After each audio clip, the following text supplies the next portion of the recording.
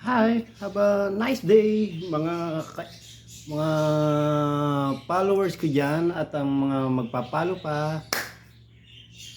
Good morning.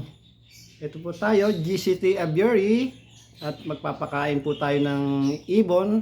Ito po ay mansanas, siling pula, green, and ano ba to? Kalabasa, sitaw. Yan. No, napaka masustansya po. Ito pong pagkain ay para sa Indian ringneck. Yung parents po niya, pati yung dalawang kapatid niya. And para sa kanya naman po is ito.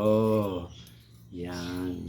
Para siyang ano, tawag dito. Parang oatmeal ba.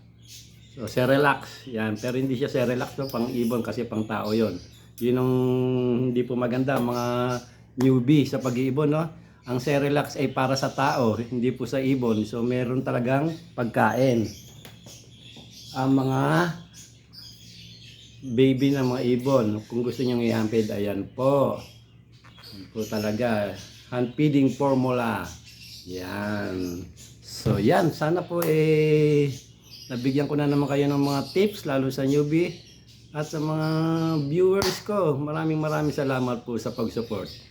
Salamat po talaga. God bless sa ating lahat. Thank you. Bye.